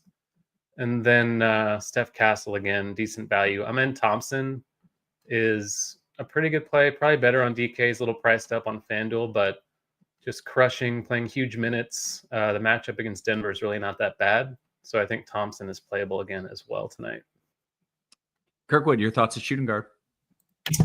Sure. A lot of the same guys. So Dyson Daniels for the steals upside, and also just the fact that Trey's out and Jalen Johnson's out. So like him at either shoot guard or point guard. Bogdanovich, again, Atlanta. Atlanta's going to just a great and great environment. They play fast, up in pace Chicago team, and then horrible defensively. So there's a lot of value here with Trey out. So 5,100, he's going to look a lot better if he starts, if they announce that, but we'll see. Vít Krejci, is that what it is? Close enough. I always forget. Yeah, whatever. 4,400 Atlanta. So all these Atlanta guys. Paul George, I like. Gary Bird, another Atlanta guy. If you're going to play him, like this is the spot. Like if you're ever going to play him, 3,900 should get a 25 to 30 minutes somewhere in that range. So if his shot's on, he should pay that off pretty easily. Keontae George, Devin Vassell, Amen Thompson, like you said, and also if you haven't been noticing the kind of minutes that Trey Murphy's been playing, just insane minutes for the Pelicans, and he's a knockdown shooter, good defender. So I'm on board with Trey Murphy. You have to remind me who Gary Bird actually is. Garrison Matthews. Okay, thank you. I was like, Former I Houston Rocket. You should have been upset when your team got rid of Gary Bird. Yeah. Okay, take me to small forward then, Kirkwood. Okay. Small forward, some of the same names: Bogdanovich again, Paul George again, Amen Thompson again, Trey Murphy again. The Knicks are always in play with Josh Hart or OG Anunoby without Karl Anthony Towns. We know how when the bigs are out, Josh Hart really picks up his rebounding rates and just peripherals in general, and also he gets a little more aggressive. So I think he's a good pay. On FanDuel, LeBron James for a top stud with all this value we have. Zach LaVine has been crushing, although slowed down a little bit in the last. He had a bad first half the other night, but still been playing awesome. Depending on the Atlanta starting lineup, we got more value like David Roddy. I don't really like him that much, but he can produce. And then Mikal Bridges, another Nick, you can always play. And I should mention some of the Utah guys because they're really thin. So Bryce Sensabaugh is in play at 4,700. Okay, Taylor, you got a few names for me? Yeah, I like the Sensabaugh call with all the injuries they have. Najee Marshall is a Mav you can consider with no Luka, no Kyrie, no Lively. So minutes should be fairly secure for him. And Anunoby's a good play. David Roddy, like he said, regardless of whether he starts, they're so thin, he should be okay. Let's see. Jonathan Isaac is small forward on FanDuel, small forward, power forward. They're without Goga, they're without Franz, they're without Mo Wagner as well. So he should see decent minutes. The minutes are always pretty insecure for him, but cheap enough, good enough per minute to be playable. And then I think Josh Hart, again, like a really strong play without Towns, should get all the rebounds for the Knicks. Okay, how about power forward? Power forward, a couple of FanDuel only specials with Wemby and Okongwu. Both are center on DK, but you can play them at power forward on FanDuel, which makes them very useful. Atlanta just so shorthanded that Okongwu should be pretty good no matter what, even if it doesn't go 20-20 again. Achua is not starting for Towns, but I still think there's a path to minutes for him off the bench. Cheap, power forward eligible. I think that's okay on FanDuel also. Marshall, Roddy, Hart, we talked about. You can always play LeBron. You can always play Jaren Jackson, stuff like that. But I think the priorities are pretty clearly Wemby, Okongwu, and then maybe Josh Hart. Okay. Kirkwood, your thoughts of power forward? Yep. Wemby. I'm definitely going to be watching that San Antonio Memphis game. I think it's going to be fun. So obviously Wemby. The thing about Wemby in this spot is that Memphis gives up so many steals and blocks. It's just the way that they play. So he could really go off on FanDuel. Okongwu, absolutely on board with what Taylor said. It's just all these Hawks, but like he just scored 50 fantasy points in his last game, and in just 28 minutes, like against Phoenix, he can produce. Like, and so he's going to play a ton of minutes. They're thinned out, so if he gets north of 20 to 25 minutes, he's going to smash. PJ Washington, I like. Top studs, Giannis and LeBron, I like. Jaren Jackson, I like him. 8,800. I'm just a little worried about foul trouble with him in this spot, but if he doesn't, this could be, he could go off too as well. Precious Achua's in play with Cat out, Josh Hart again, and Najee Marshall. No one's going to play this anybody from Boston against Toronto, and Toronto is awful, defensively. If they can hang in this game like they have surprised some people, I forgot who it was who were massive favorites against them, and Toronto played them tough, all game. And Porzingis would be my guy at this price tag, 7,900. So no one's going to. He's just a deep flyer GBV player, or if you have a feeling that they can stay in this game, but he could also smash in 3 quarters too. But I like him. Okay, let's go to center. All right, center Daniel Gafford. So Lively went down with his ankle last night. They still have what's his who cares?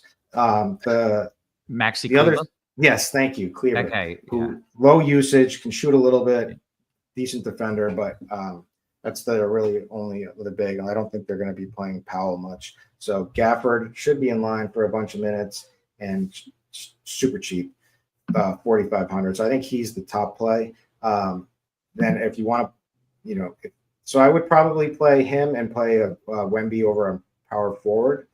But you can play Wemby if that's what your lineup takes you. Jokic, obviously, always in play. Şengün, obviously, always in play on the other side. That's a fun game to watch. You're going to be watching that one, I'm sure, Roth, tonight. Yeah, I'm in. Yeah, Capella, Okongwu, both solid plays. Zubac, and then Walker Kessler. And the last one I'll mention is Mark Williams, with them shipping out Nick Richards. Williams should see a boost in minutes there. They just don't have many bigs. They're going to need a big with Walker Kessler on the other side. So 6,500, I think he could be good. Okay. I know this isn't an issue on FanDuel, but as I'm building on DK, Okongwu or Gafford, they're both center. I don't want to take up my util. Do you have a preference there, Kirkwood, if you're only playing one of those guys? I would probably play Gafford. I like Gafford more. Especially if he starts, but there's just you still have Capella to contend with Okongwu. They don't like to overlap them much. I think they have a little bit starting to, but so Gafford would be my guy. I think they're both really solid players, but Gafford would be the choice. Okay, Taylor, your thoughts of center? Yeah, not really anything different. Gafford, if he starts, of course. Wemby, Okongwu, Achua, all the guys we talked about at power forward. I do think it's a good spot, like Kirkwood said, for the Celtics against Toronto. So Porzingis would be on my radar at a sub 8K salary. Both sides of that Charlotte-Utah game with Kessler and Williams. I think the Williams call is a good one because Moussa Diabate is also listed out in the G League. So they really don't have a backup center for Williams now. I don't think they're going to play him like 36 minutes or something because they've been limiting him, but even 30 at his rates is going to be enough. And Filipowski for Utah without Markkanen, without Collins. I think he's viable in a player pool as well. Okay. Good stuff, guys. Of course, as always, we want to kick things over to DraftKings here. But before we do, want to make sure you're getting the best deal that you can. And for a limited time, you get your first month of Combo Pro for $79.99, just $15 more than PGA Premium. That's only $5 more than NBA Premium. And it's combo. You get everything. You get it all for one great play. That is a value right here at RotoGrinders. So make sure you're signing up for that. Let's dive into the DK side of things. Taylor, you get to lead us off over there. Yeah, so 3 Hawks at least you can play at point guard. Krejci and Daniels are the headliners.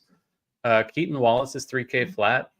He's probably the closest thing they have to like an actual point guard, but if he's not starting, I would not be super excited about that. If he is starting at 3K, I would go there. On the higher end, LaMelo, great spot for him. Brunson, we talked about without Karl Anthony Towns. Keontae George in the mid-range. Steph Castle, super cheap. Josh Giddey, I forgot to mention on FanDuel, but the matchup against this Atlanta team is pretty good. I think he shot like 2 for 12 last night and still had 50 fantasy points. So plenty of ways for him to get there. John Morant, Tyrese Maxey, Dinwiddie, maybe just because he's probably going to start without those other guards there. I think he's fine. And then, Isaiah Collier, maybe, but not excited about it with Keontae back. There's a ton at point guard on DK, so a lot of ways to go. Okay, sounds good. Kirkwood, your favorites at point. I think you're muted. Favorite is Jalen Brunson. Sorry, I was trying to keep Good, out man. the Don't worry kid about screaming in the It's background. all good. Jalen Brunson, number 1. LaMelo Ball, number 2 from a stud standpoint. Vít Krejci, Dyson Daniels again, all these same names here. Keontae George, Stephen Castle, John Morant. You could play Cole Anthony tonight against Milwaukee. He's starting to creep up in price, but he's playing, 30 plus minutes, and he's been, really, really solid. So I don't mind that one at all. Plus, you're catching them on a back-to-back, but that game in general is kind of gross, but he's a play that I would take out of it. You can play Maxey,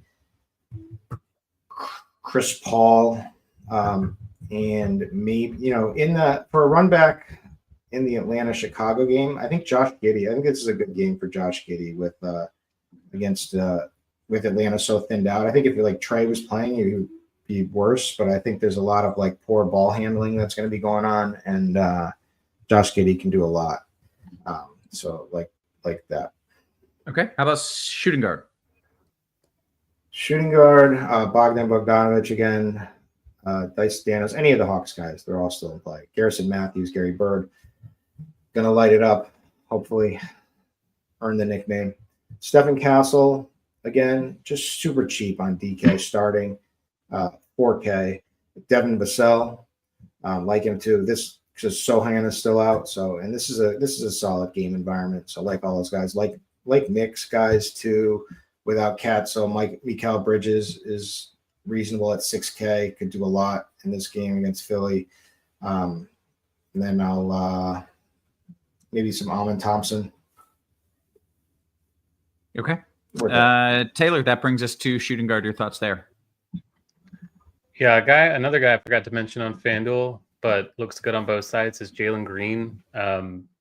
His price is up, but his usage is also way up without Jabari and Tari Eason, and just playing alongside Amen just kind of unlocks him a little bit. So I think both of those guys are really good in tournaments against Denver on a back-to-back. Paul George, another guy I mentioned, ownership came up, so not quite as alluring, but still looks pretty good. Jaylen Brown, I don't mind in a tournament, similar with Anthony Edwards. And then if Jordan Hawkins starts for the Pelicans, I would have interest at 3K flat, but if not, probably want to fade him. Okay. Small forward. Devin Vassell, another shooting guard, small forward, looks really good. Like we talked about, Keldon Johnson without Sohan, pretty good value play. Bogdanovic, Sensabaugh, Paul George, Matthews, both Knicks, Anunoby and Josh Hart look awesome. Anunoby's really cheap on DK as well. Jaylen Brown again, Harrison Barnes, I think is viable. Trey Murphy, another shooting guard, small forward who's priced up, but likely not going to be mega popular on this slate. And I think you can play RJ Barrett without quickly, but 8K against the Celtics is kind of steep. Did you mention Murphy? Yeah, in passing, Okay. just his minutes are out of control. So strong play. Okay, I'm just finding myself, no matter what, he's the one guy that I don't feel good about in my lineup, and no matter what I do, I'm landing there. So I'm just making sure it's. I'd feel good about it. I think you can feel good. Just be a game log watcher, Fish, and just pull up his game log, and you'll feel a little bit better. Okay, yeah, I did see the minutes, and that, like 37, 39. That feels pretty good. Okay, Kirkwood, your thoughts at small forward. Okay. Bogdan, small forward eligible. Gary Bird, again, I've said enough. Paul George. I think that this is going to be a good game without Cat, with both Maxey and George playing. I think these are going to be the offensive weapons, so for sure I like them. Devin Vassell, Trey Murphy, make you feel a little better. Josh Hart, OG Anunoby on the Knicks. Both of those guys should see big minutes. On DraftKings, OG is just cheap. 5,600 in this spot against Philly. I'll take that. Sensabaugh again for Utah and Charlotte, and Mikal Bridges, another Nick, 6K. He's cheap too as well. So like that. And for like again, I'll make that point with no one's going to play the Celtics, so Tatum is going to be pretty, single digit ownership probably most likely, and if this game stays competitive, he could go ballistic. Okay, bring us a power forward. All right. Giannis, always, especially on a slate with so much value. OG Anunoby, a lot of the same guys here. Bryce Sensabaugh, Josh Hart, David Roddy. Man, I hate David Roddy, but he's 3K. So it's probably not going to hurt you too bad. Jonathan Isaac, could end up in a good spot with Goga Batadze out. There's talk about potentially, they've been coming up on his minutes a little bit, and there's, he saw 27 minutes in the last one. If he gets that, or maybe even a tad more, then he's certainly in play. They just don't have much from like a center position. Also on the Knicks, Precious Achiuwa with Cat out should be a decent source of value. And then other than that, I like PJ. If I didn't mention PJ Washington, I like PJ Washington and Miles Bridges. Okay, Taylor, your thoughts at the 4? Yeah, I'm getting a lot of Giannis over here. I think it's a positional thing because we have all the value and all the money to spend, but the centers are kind of harder to jam in over here. Like Wemby's only center on DK, but still probably want to play them both, not necessarily together. Giannis looks good to me. Sensabaugh, Keldon Johnson, I mentioned at small forward, might be pretty low owned compared to some of the other values, so I like that quite a bit. Roddy, fine, 3K flat. Hard, Achiuwa, and Anunoby, those Knicks guys look good. I love the Tatum call also in that Toronto game. Jonathan Isaac, kind of a DK special at under 4K. And that's probably it. Not much else there. Okay, then we get to go to center, which you kind of addressed with power forward, but go for it anyways. Yeah, Gafford and Wemby is probably going to be your chalk pairing, but I have no qualms with that. Assuming Gafford starts. Kongwu, Yves Missi, I think, is a little bit better without Zion. 5K flat. Dallas without Lively, not superimposing inside. I think he's playable. Jokic at the top. Not sure how popular he's going to be, but both centers in that game, Jokic and Şengün, look pretty good in the tournament build. And then it's just ridiculously loaded. Like Kessler, Porzingis, Mark Williams, Vucevic, Gobert's cheap. There are a million guys you can play here. So going all in on Gafford and Wemby as the combo is understandable, but I think you should differentiate because there's a lot else to play. Yeah, it's a good note. Kirkwood, your favorite centers? Yeah, I echo that sentiment. There's so many good ones. So, Wemby and Gafford are the two best, but Jokic is right there. Okongwu is right there. Şengün could end up doing well against Joker. These should be up for the matchup. Clint Capella's in play. Walker Kessler's in play. Our boy Rudy Gobert, who, we're just at the point with his salary of 5,600 is like, how bad can he be? And can he get some upside going again? And he has, I think he had 40 points in the last one, so I think we're starting to see him a little bit. And also Chris Jackson Davis and could be out, and also Draymond's out, I think. So I don't know how much they're going to play Looney. They never usually like to play him big minutes. I guess that's kind of like a GPP thought. You could maybe, if those guys are out, they might have to play Looney, and nobody will play Looney. And maybe you probably shouldn't play him either, but could be a deep GPP play. Mark Williams, Vooch, Achiuwa, Isaac, Porzingis. These are all the same names. The top is the real strong stuff. Yeah, that's a lot, man. All right. We have about 8 minutes or so here until we hit the lock. So we're going to get some QQs in, starting as always with the Discord. By the way, if you're watching this, hit us with a thumbs up on YouTube. This is free content. We need the eyeballs to keep it free, and your thumbs up gets us more eyeballs. That's how the whole algorithm thing works. Let's see what we've got here. We'll go to Freyas. With guys out for the Magic, Kirkwood, it makes the matchup for Giannis much better, correct? Yeah. But their only capable defender on him is I guess Paulo could probably not. It's going to be Isaac or Paulo. But yeah. Sure. All right. I mean, he was cooking last night. I mean, he didn't. They ended up blowing him out, and he was like basically through 3 quarters at like 60 high 60 fantasy points or something. So he was cooking. Okay. FanDuel single entry Kirkwood, right back to you here. Achua or Gafford? Gafford. Yeah. DKGPP from D-Rock Taylor, Jalen Green or CJ McCollum? It's Jalen, right? Yeah, I played Jalen there for sure. Yeah. FanDuel cash question swagging with Chris Taylor, back to you. Hart or George? I think I would lean George, but I really like both. Can't go wrong. Okay. Let's see. Kirkwood, is 4 Hawks. This is for go for the win. Is 4 Hawks too many Hawks in a FanDuel GPP? And since I already have 3 other Hawks, should I stick with Garrison Matthews or switch it to Jalen Wilson?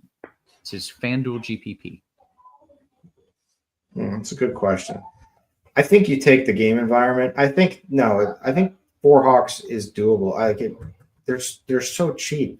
So if you're filled with the cheap ones and this game goes off like it probably should and they stay competitive, then 4 Hawks is fine. It's I'd probably prefer 3 optimally, but in a GPP 4 could certainly work as long as they're like the lower guys. Sure. Right. Okay. Aside, says Kirkwood, FanDuel cash, OG or New York Bridges straight up? I just have a feeling Bridges is going to have a really solid game. Give me Bridges. Okay, great. Taylor, back to you for a couple here. Sean says FanDuel GPP, you want Jay Murphy, Giddy, or Jalen Green? I think I got that right. Jamal, Troy Murphy, Giddy, or Jalen Green? I think I would lean Trey Murphy's probably the safest one. But if I'm making that call, I would again play Jalen Green, I think. Did I call him Troy Murphy? Did I call him Troy? Yeah. Yeah, I meant Trey. Thank you. Let's see. Falcor, FanDuel single entry here. Taylor, Brunson and Collier or Paul and Dinwiddie? I had some interest in Dinwiddie. I didn't end up getting there, but I had it. I think the second one, a little bit safer. Okay. DK Cash question, Kirkwood, back to your favorite must-use Hawks. This is a good question. I might actually open it up to both of you to see what kind of agreement we have. What Hawks are you most excited about? Let's say 4 of them, and we'll see if they line up. Kirkwood, you can go first. Bogdan, Krejci, Okongwu, and Dyson Daniels would be my 4. Taylor? Yeah, I think I would go Daniels, Krejci, Matthews, and Okongwu. I'm just scared of Bogdanovich on a back-to-back. So if he starts, I like it. If he doesn't, I don't. Okay. Let's see what else we got here.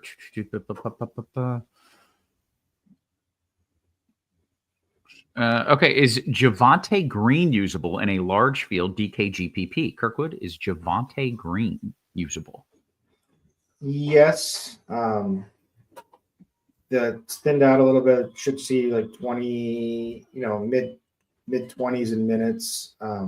It's kind of reaching, but yeah, he's a solid play for the price. It's 3,300.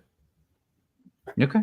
We'll go to Mr. Knapp's question. Taylor, I love that name, by the way, Mr. Knapp. DKGPP, Wemby, Matthews, or Ball Bogdanovich? Wemby, Matthews. Okay. They're both very fun options. FanDuel Cash 2v2, Taylor Roddy and Hart, or Mikal Bridges and Okongwu? Second one. Yeah, it does feel like tough ones. All right, jumping into the YouTube here. Make sure you hit us with the thumbs up. Is it loony to play loony? Kirkwood, is it loony to play loony? It's pretty loony to play loony. I mentioned him, but like if let me just check the latest injuries. If Trace is out, oh no, he's in. So Trace is in, yeah. So get rid of Looney. Okay. Jackson says, Kirkwood, pick one highest points. Amen, Hart, Murphy. Man, Hart. Okay, I'm on board with that. That is who I would choose as well because he's getting a triple-double. Taylor, Precious is not starting, but how many minutes do you think he gets? I would say 22 to 24, which makes him viable enough, I think. Okay, Taylor, right back to you here. We've got 2-3 minutes here until lock. Eric in the YouTube chat says DK GPP, Matthews or Isaac at the forward spot, Taylor? I think Matthews is safer. I think Isaac has more upside. Okay, we'll go to Alvin's question. Kirkwood, favorite pay-up options, FanDuel single entry. So your favorite spend-ups in a FanDuel tournament. Wemby for sure. And give me Şengün against the Joker. I think they may have a gentleman's agreement between the two of them not to actually try to defend each other. Yeah, and they're just gonna let them both go off. We'll see. Let's see, Okongwu or Gafford on DK. Kirkwood, I feel like your lean was to Gafford. Gafford, but they're both solid. Yeah. Cash question, Taylor. Why Wemby over Jokic? Why? Cheaper. Jokic's matchup isn't very good. He's on a back-to-back. I'm not saying Jokic is a bad play, but I think Wemby's just a more reasonable play today. Okay. Negative Creep says 4 Hawks or 5 guys. So 4 or 5 Hawks. I'll add something too to that. Don't forget how good of a block and steal matchup it is for Wemby in this game. So, like, if somebody can absolutely nuke FanDuel scoring, like, he's the guy. Yeah. He can get 30 extra fantasy points just from blocks and steals. And that's not an outrageous outcome. Like, he can really give you like 7 blocks and 3 steals. And then, wow. Okay, let's see what else we've got here. Kirkwood, DK single entry, Brunson, Matthews, Castle. So 3v3, Brunson, Matthews, Castle, or George, OG, and Bogdan. If Bogdan starts, George, OG, and Bogdan. But those are like every one of those plays are all good plays, each, like all 6 of them. Yeah. All right. Matt Smith says, Taylor, we got less than a minute until lock. Brunson, Anunoby, or Keontae George and Levine? It's a cash question. DK cash. Brunson and Anunoby, that's where I'd go. Okay. Michael says Wemby and LaMelo, or whichever ball. I don't know. Yeah, LaMelo. FanDuel single entry. Hell yeah. Hell yeah, brother. Right? Yeah. Yeah. Mm-hmm. Hell yeah. Love it. Absolutely. All right. Hey, we have hit the lock. That is what we came here to do. J3 reminding you, Kirkwood, don't forget to update and check your dew point model as we get closer to opening day. I think we're 2.5 months out. Yeah, we just got, I had a cease and desist letter to Roth, but, because of our friendship from crunch time, I decided to rip it up. So, thank you. Yeah. Could have put me out of business just with the dew point model. Thank you for that, man. Facts. Yeah. All right. I think we're going to bounce on out of here. So for Kirkwood, for Taylor, for our wonderful production crew, always working hard behind the scenes, guys, we appreciate you. We love you. And we will catch you tomorrow. You have been crushed.